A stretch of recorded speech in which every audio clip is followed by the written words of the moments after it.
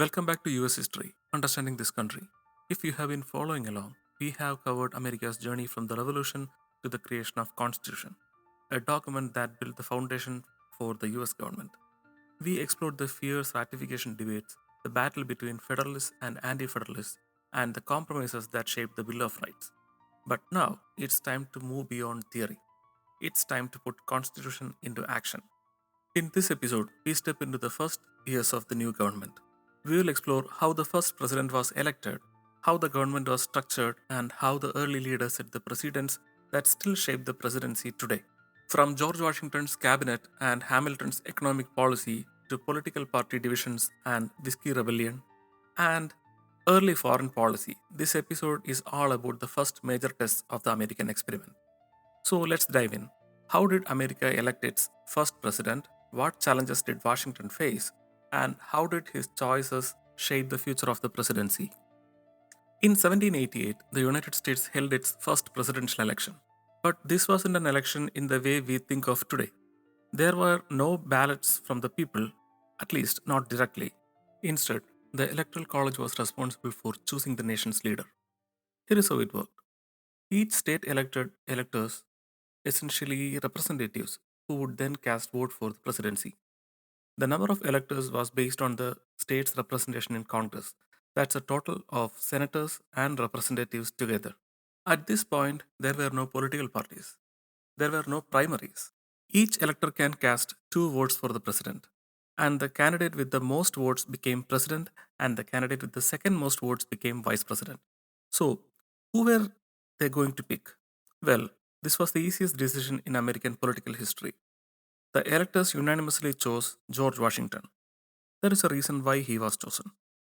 Washington wasn't just a popular military leader, he was a symbol of the revolution. He had led the Continental Army, refused the idea of becoming a king, and had a reputation for duty, discipline, and honor. He was the one man every faction could agree on. So, on April 30th, 1789, Washington stood on the balcony of Federal Hall in New York City, which was then the US capital, and took the first ever presidential oath of office. He added a phrase, "So help me God," which was repeated by all the future presidents. The nation had its first president, but Washington had a monumental challenge ahead of him. He was leading a brand new government with no roadmap, no traditions, and no guarantees that this experiment in democracy would last. His first task was to build a team. Today, the president has 15 cabinet members advising on everything from foreign policy to agriculture. But Washington, he was starting from scratch. The Constitution didn't explicitly mention a cabinet. But Washington knew he couldn't run the government alone. He needed trusted advisors to help him navigate the challenges ahead. So, he created a small but powerful executive cabinet consisting of just four key members.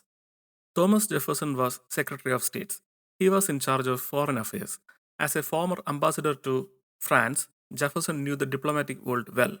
But he was also a staunch advocate for states' rights and small government, a contrast to others in the cabinet.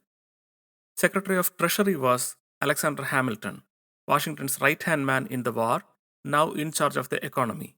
Hamilton was a financial genius and believed in strong central government to create a powerful national economy. Secretary of War was Henry Knox, a Revolutionary War general who now led the country's military defense. His job was to establish a professional army and protect the US from external threats. And then Attorney General Edmund Randolph. He served as the country's top legal advisor, responsible for interpreting the Constitution and federal laws. This cabinet would become the model for all future presidents, shaping how executive powers would function. But here is where things get interesting. Washington's cabinet was not a group of yes men. In fact, his two biggest advisors, Jefferson and Hamilton, clashed constantly. Jefferson, the small government, pro agriculture, pro French advocate, and Hamilton, the strong central government, pro business, pro British economic strategist. They fought over almost everything. Their rivalry would lay the foundation for the first political parties in American history. But before the nation even got to political factions, there was one more essential piece to put in place: the judiciary. The Constitution gave a broad guidelines for the judicial branch, but it left a lot of details out. It simply said there would be a Supreme Court, but didn't specify how many justices, how courts would be structured, or how cases would be handled. That was a problem. Without a functioning judicial system, there was no way to enforce federal laws, and state courts would easily ignore national rulings. So in 1789, Congress passed the Judiciary Act. This Judiciary Act created the Supreme Court.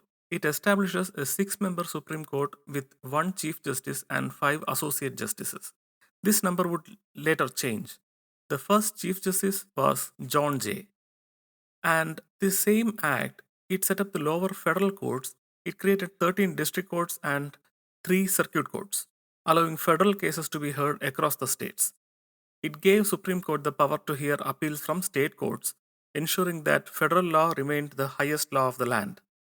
This act was crucial. Without it, the Constitution would have been an empty promise, a government with no way to enforce its own laws. With a president in place, a cabinet formed, and a judicial system established, the foundation of American government was set. But the challenges were far from over. If America had a founding financial architect, it was Alexander Hamilton.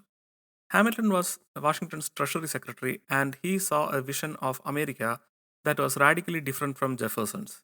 While Jefferson imagined a nation of small farmers and limited government, Hamilton envisioned a country with strong financial institutions and a powerful central government, and a thriving industrial economy. His plan build a financial system that would make America an economic powerhouse. To do this, Hamilton introduced his three-part financial program. Here is the first part: assume state debts and strengthen the national credit. The US had fought a long and expensive war, and the government had racked up serious debt, about $54 million at the federal level, plus another 25 million in state debts. Hamilton's plan: the federal government should take on all state debts and pay them off. Because if the federal government assumes the debt, it would strengthen the national unity. States wouldn't have separate financial obligations. And it also shows the world that US was reliable borrower, making it easier to secure future credit. But this plan sparked a major political battle. Southern states like Virginia had already paid off much of their debt. Why would they help bail out northern states that still owed money? That led to a deal, one of the most important in American history, the Compromise of 1790, a capital for a financial plan. To get Southern leaders like Thomas Jefferson and James Madison on board, Hamilton struck a deal. The federal government would assume state debts. In return, the nation's capital would move from New York to a new southern location along the Potomac River, what would later become Washington, D.C. This compromise was a game changer. It gave Hamilton his financial plan and led to creation of the US capital. The third part was a national bank, the backbone of the economy. Hamilton also proposed the creation of the National Bank, the Bank of United States, modeled after Britain's financial system. The bank would hold government funds, print a national currency, and provide loans to grow the economy. Jefferson and Madison were furious. They argued that nowhere in the Constitution did it say government would create a bank. They feared a too powerful government and saw this as a dangerous overreach. Hamilton fired back with a legal argument, his famous interpretation of necessary and proper clause. This kind of a clause is also known as the elastic clause. He argued that the Congress had the power to do what was necessary and proper to carry out its constitutional duties. Washington sided with Hamilton, and in 1791, the Bank of United States was created. This set a precedent. It established implied powers, meaning the government could take actions not explicitly listed in the Constitution if they were necessary to run the country. Hamilton's financial system worked. It helped stabilize the economy, increased trade, and gave the federal government a strong financial foundation. But not everyone was happy. And soon, that frustration boiled over into an armed rebellion, one that would test Washington's authority as president. When the new government needed revenue, Hamilton introduced a tax on whiskey in 1791. This tax hit Western farmers the hardest. In places like Pennsylvania, Kentucky, and the frontier territories, farmers didn't have easy access to cash. They often used whiskey as currency. So, to them, this wasn't just a tax, it was a direct attack on their way of life. By 1794, the frustration turned into outright rebellion. Protesters refused to pay the tax, attacked tax collectors, and burned buildings. In western Pennsylvania, armed group raised militias and spoke of separating from the United States. The rebellion threatened to spiral into full-blown revolt. This was a critical moment for new government. Would Washington let the rebellion continue, showing that the federal government was weak, or would he respond with force, proving that his government had power? Washington made his choice. For the first and only time as president, he led troops into the field himself. With an army of nearly 13,000 men, Washington marched towards Pennsylvania. Seeing the overwhelming force, the rebels dispersed before a battle even happened. A few were arrested, but Washington pardoned most of them, showing that the government had the power to enforce laws but also the wisdom to use restraint. The message was clear. This was not the Articles of Confederation anymore. This was a government with real authority. And yet, while Washington proved that the government could enforce its laws, there was still division within the country. Many believed Hamilton's policies favored the wealthy and the East Coast elites, while farmers and frontier settlers felt ignored and overtaxed. These tensions weren't going away. In fact, they were about to fuel the rise of first political parties. In 1789, just as the US was establishing its government, France erupted in revolution. The people overthrew the monarchy, and by 1793, the French Revolution had spiraled into chaos. King Louis XVI was executed, and France was at war with nearly every major European power, including Britain and Spain. This put Washington in a very difficult position. France had helped US during the American Revolution. Should America return the favor? On other hand, Britain was the country's biggest trading partner. Should America ally with Britain to protect its economy? Or should the US stay out of it altogether? Jefferson, who had been a US ambassador to France, strongly supported helping the French. He saw their revolution as a continuation of the fight for liberty that America had started. Hamilton, on the other hand, sided with Britain. He feared that siding with the revolutionary France would damage the economy and drag US into another costly war. Washington listened to both sides, but in April 1793 he made his decision. The United States would remain neutral. This became known as Neutrality Proclamation, and it set a major precedent. The US would not get involved in European wars unless absolutely necessary. But neutrality didn't mean peace. British warships began seizing American ships and sailors, a practice called impressment, forcing captured American sailors to serve in British Navy. This led to one of the most controversial treaties in early American history, Jay's Treaty. British impressment was a major problem. By 1793, the British Navy had captured hundreds of American merchant ships and forced their sailors to fight for Britain.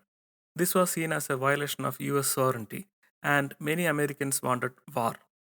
Washington, however, was not interested in war. The country wasn't strong enough yet. Instead, he sent Chief Justice John Jay to Britain in 1794 to negotiate a peaceful resolution. The result was Jay's Treaty. Here is what it did. Britain agreed to withdraw troops from the western forts. This was something they were supposed to do after the revolution, but it hadn't. Britain allowed some trade concessions with the US. The US agreed to pay back pre revolutionary war debts to Britain. And here is what it didn't do: it didn't stop impressment, it didn't protect American shipping. Americans were furious. Many saw the treaty as a surrender to Britain. In fact, when the public learned about the treaty, protesters burned effigies of John Jay, and he became one of the most hated men in the country. Despite the backlash, Washington signed Jay's treaty because he believed war with Britain would be disastrous for the young country. His decision kind of worked. Britain and US avoided the war, and the economy remained stable. But it also deepened divisions within the country. Jefferson and his supporters accused Washington of favoring Britain and betraying the spirit of the revolution. The seeds of political parties had officially taken root.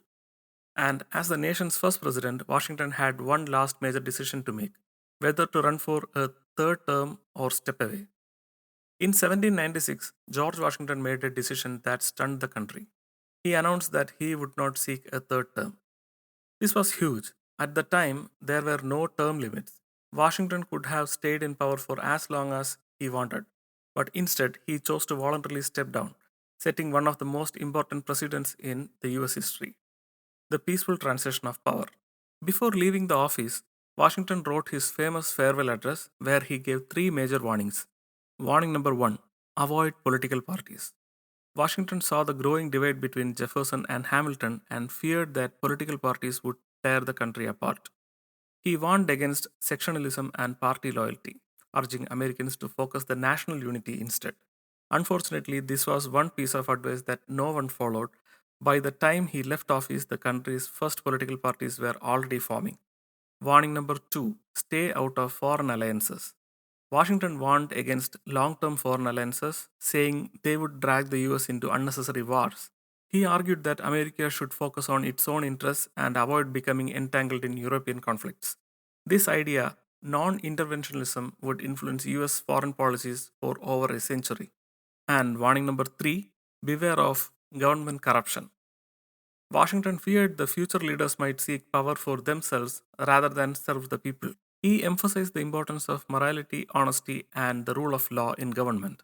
His warnings were eerily prophetic.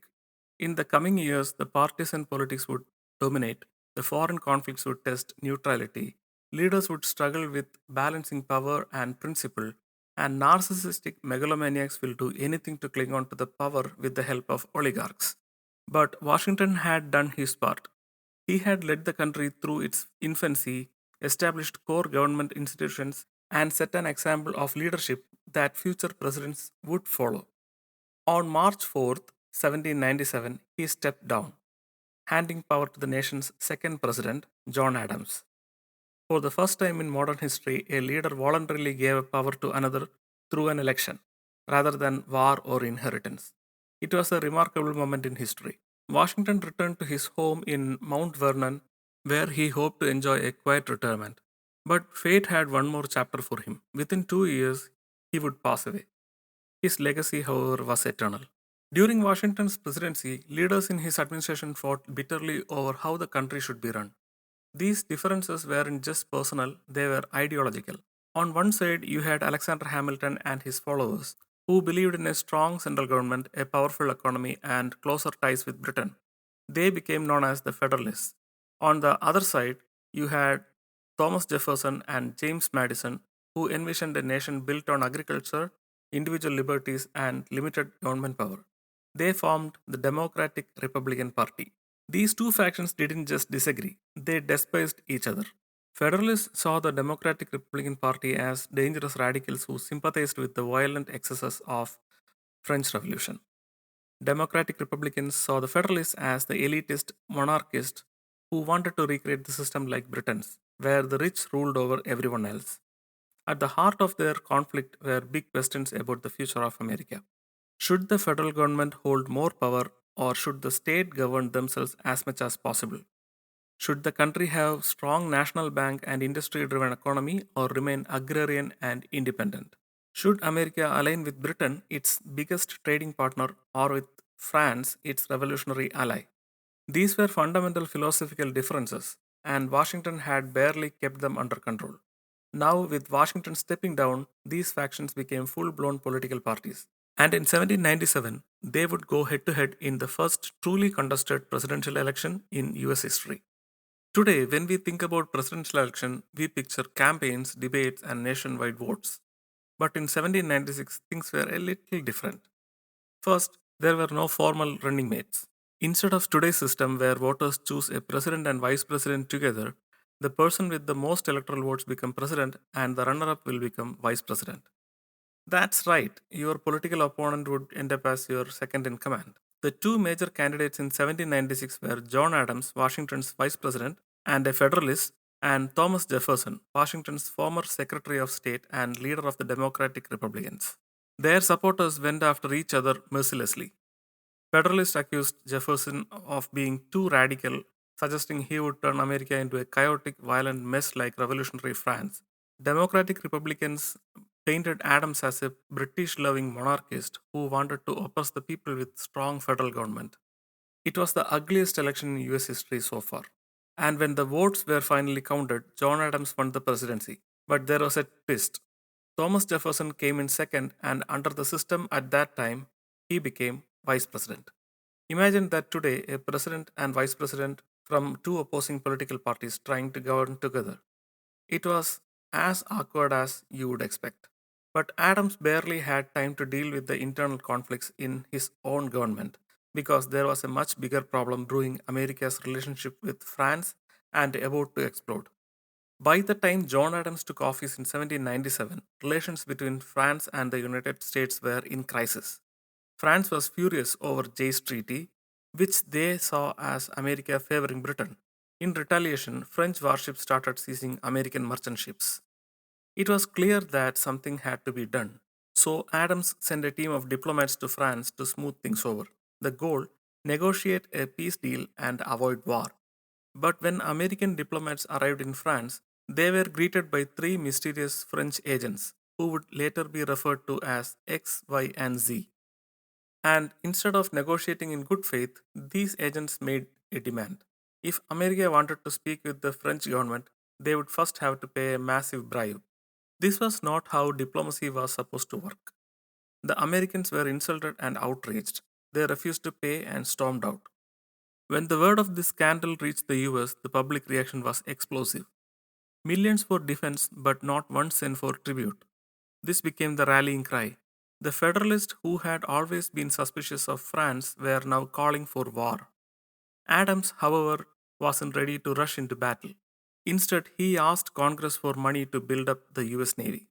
This led to the Quasi War, an undeclared naval conflict between the US and France, where Americans and French ships attacked each other in the Caribbean and in Atlantic. The tension was so high that many Federalists wanted a full scale war. Some even floated the idea of making Adams a wartime leader for life, which sounded suspiciously like a king. But Adams didn't take that bait. Instead, he reopened negotiations with France. And after years of tensions, France eventually agreed to stop attacking American ships and signed a new peace treaty in 1800. Adams' decision to avoid war may have been the best choice for the young country, but it made him very unpopular, especially with Federalists who wanted a fight. His next decision that would be more controversial because the Federalists, still convinced that the France was a threat to national security, passed one of the most infamous laws in American history, the Alien and Sedition Acts. They were actually four separate laws, all designed to crack down on political opposition and foreigners, groups the Federalists saw as threats. The first three, the Alien Acts, were aimed at immigrants, especially French and Irish immigrants, who were mostly Democratic Republican supporters. These laws made it harder to become US citizens. This law gave the president power to deport any foreigner he thought was a threat, and also allowed the president to imprison or deport people from enemy nations during wartime. But the most controversial was Sedition Act because it directly attacked free speech. The Sedition Act made it illegal to criticize the government, the president, or Congress. Let me repeat it. It became illegal to publicly oppose the government. Think about how wild that is today. Newspapers, politicians, even private citizens could be fined or thrown in jail for simply speaking out against John Adams. And that's exactly what happened. At least 25 people were arrested under Seditions Act. Many of them were newspaper editors who were vocal critics of Adams. Some were fined, others were jailed, and one guy was even arrested for making joke about Adams' weight. The Federalists argued that these laws were necessary for national security. After all, the US was still on the brink of war with France. They claimed dangerous foreign influences and anti government rhetoric would destroy the country from within. But the Democratic Republicans saw it very differently. To them, this was an attack on the First Amendment and an attempt to silence political oppositions, and they weren't going to let it slide. This led to one of the biggest political showdowns in early American history, the Kentucky and Virginia resolutions. Thomas Jefferson and James Madison were furious over the Alien and Sedition Act. They saw these laws as unconstitutional and dangerous, an outright assault on free speech and democracy. But since Federalists controlled the Congress, they knew they couldn't just repeal the law through normal channels. Instead, they took a different approach, one that would set stage for future battles over state rights. Jefferson wrote the Kentucky resolutions and Madison wrote the Virginia resolutions. Both were passed by the legislators of Kentucky and Virginia in 1798 and 1799. And what they argued was radical. States had the right to nullify federal laws they believed were unconstitutional. Let that sink in. Jefferson and Madison were saying that individual states could ignore federal laws if they believed those laws violate the Constitution. This was the first major argument over states' right in American history. It laid the groundwork for later battles, including the Civil War. Now, Congress ignored these resolutions and no other states joined in. But the message was loud and clear. The Alien and Sedition Acts were deeply unpopular.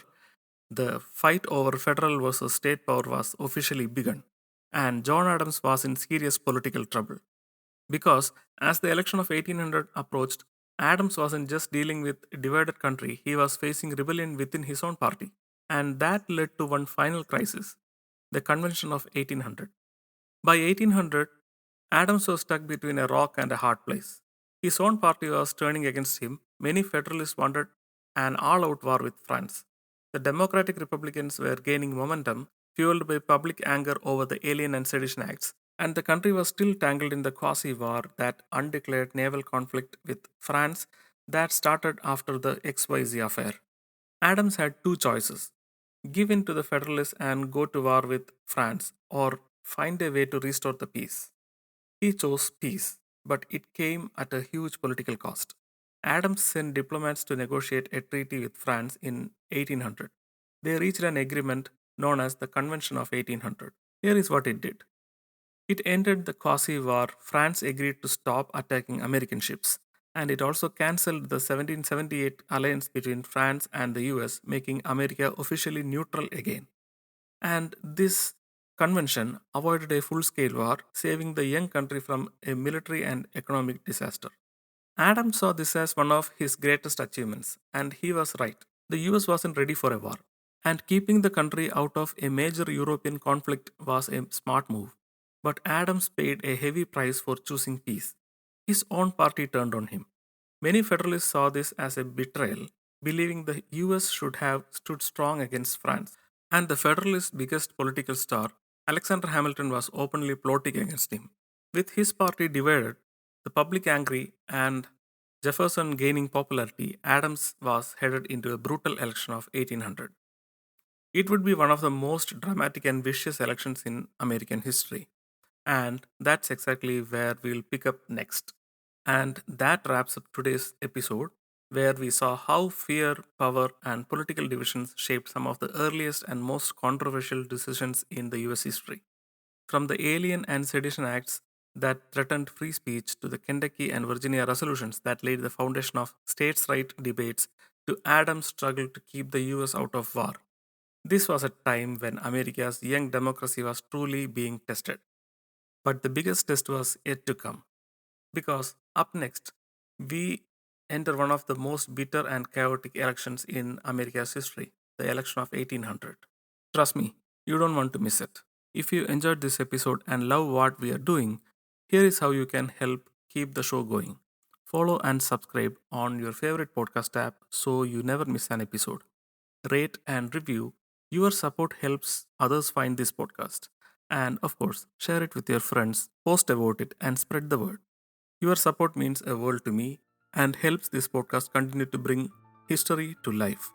Thank you for listening. Until next time, stay curious, question everything, and keep exploring history.